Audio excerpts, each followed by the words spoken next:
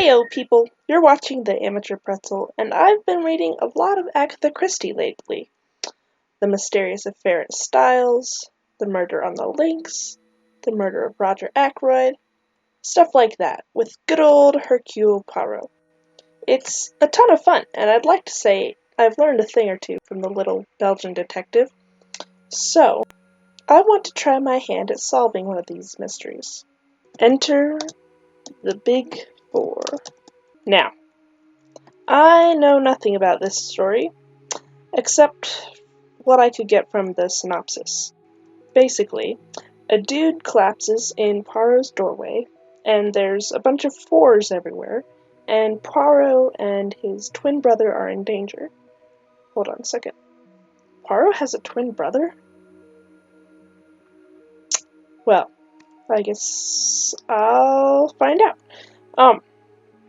I do have a couple strategies going into it. The first one is take note of everything Poirot asks. Basically, if he's asking a question, there's something important behind it. And maybe it's not the answer to the question. Maybe he's trying to see if someone is going to answer truthfully, or maybe it's something that doesn't make sense in his head. Something doesn't seem to fit. And it's things that don't fit, where you find things that need explaining. And when you find things that need explaining, you find things that will explain what's going on. The second one is pay attention to little details that don't fit. This kind of fits with the last one, but it's also, it's more broad. For instance, Poirot isn't going to draw attention to everything that doesn't fit, so I need to be looking for those things. And the third one, challenge every assumption. People are going to make assumptions based on things that happen, or things people say, or things that people do. But that does not always mean the assumptions are correct. In fact, they're often wrong. Now, if there are multiple sources of evidence that an assumption is correct, then it's possible that it is correct. But that's what challenge means. It doesn't mean refute, it means make sure that it is appropriate. Now, those are my strategies, and I think they'll serve me well. If not, then I'll have more things to learn and add to this wall of grass that's slowly turning into dirt. I don't know why I picked this spot. But yeah, let's get into it. Oh, and spoilers for the Big Four. Alright, it's been 4 chapters, and as you can see, my grass wall is now mostly dirt, and I have a bunch of notes about the case on here. Now, I do recommend that you read this book and try to apply these principles as you read it so that you can figure it out. If not, I do have some things to go over to show how these 3 things apply to this specific mystery. Now, the first one I'm going to do is pay attention to little details that don't fit. Now, in chapter 1, a guy collapses in Poirot's flat. Hastings is there, and they do some stuff. They let him rest on Poirot's bed. And then they leave to go catch a train. And when they come back, the guy is dead, and all the windows are open. Now, it doesn't, the book itself doesn't put so much emphasis on the windows being open, but it's really the only detail that's there besides the guy being dead. And so, I figured that was pretty important. What Poirot finds interesting is that not only one window is open, which would suggest that the murderer left that way, but all the windows are open. Both windows in the bedroom and even the window in the sitting room, they're all open. That led me to believe that some part of the murder had to be concealed by opening the windows. For instance, if there was a gas that might be detected if the circulation in the room remained static, if they had to get rid of some sort of smell. And you know what?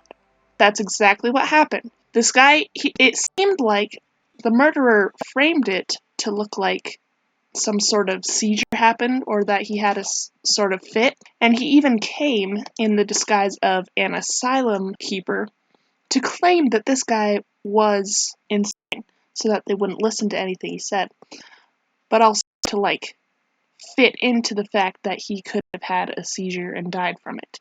But what Poirot found was that there were signs of gagging on his mouth, and so he was gagged and then forced to breathe in poison through his nose, and that's how he was killed. And the poison has a really strong smell, so the murderer had to open all the windows to get rid of it so that people wouldn't suspect that. Now, the second thing has to do with the third chapter, and we are going to look at challenge every assumption.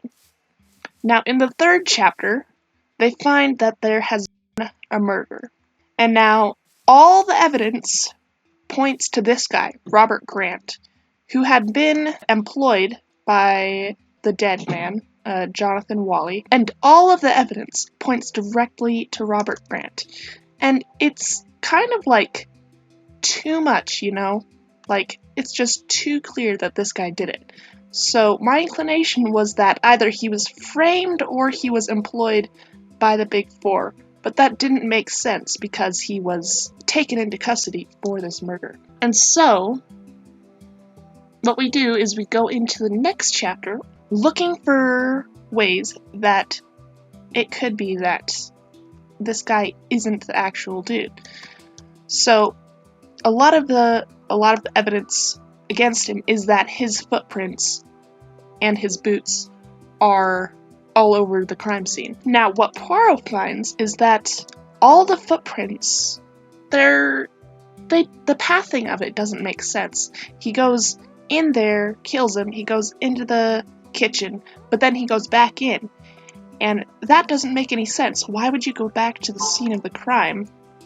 Because it just doesn't make sense. Robert Grant, he was found in his room reading a paper. Well, or that's where he was when the body was found. And if he had done the murder, and he was reading the paper to get suspicion off of him or whatever, then it doesn't make sense to go back to the scene of the crime. The assumption here is that these footprints must be Robert Grant's, but it doesn't make sense. Alright? So that's why we look further into it, and we are going to use the first one. Take note of everything Poirot asks, because he looks around the kitchen and stuff, and he finds this leg of mutton that has icicles in it. And he asks Hastings what day of the week it is, and it's Monday, and the murder was that morning. And I've linked these up because they are connected. Poirot asks this question right after finding the leg of mutton. And what he also does right after that is look at the temperature. And it's 76 degrees, I don't remember. But it was really hot. It was really hot. The point is that it was super hot. And it's also Monday. A typical English summer day is what Poirot says about this. Now, the leg of mutton has icicles, which means that it hasn't been very long since it was delivered. The reason Robert Grant they're so certain that he did it is because nobody saw anybody coming into the house, alright? He is suspected to be the only person there. And the neighborhood is really close-knit, so they would have noticed a stranger going into the house. But the thing is, if a leg of mutton had just been delivered, someone had been in the house. You see what I'm saying?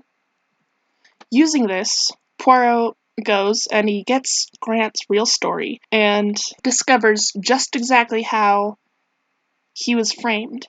And it turns out he was innocent, and he was framed by the Big Four, and specifically this guy, Saunders, which is probably a fake name. Basically, he set him up with this job and gave him a pair of boots in order to frame him, and the boots are important. And the reason Poirot asked if Saunders gave him boots was because the only reason the pathing would make sense is if there were two sets of identical boots.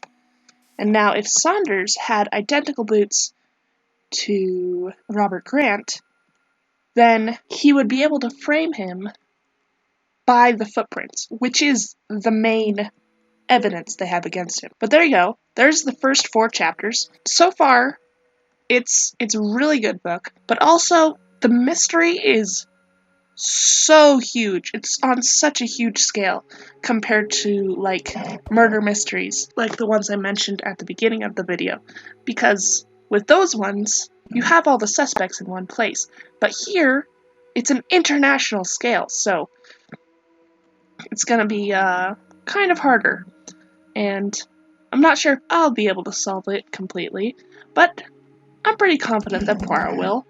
He's only failed once. And that was in a short story. But there we go. That's how you solve Agatha Christie mystery. Thanks for watching, and stay hydrated.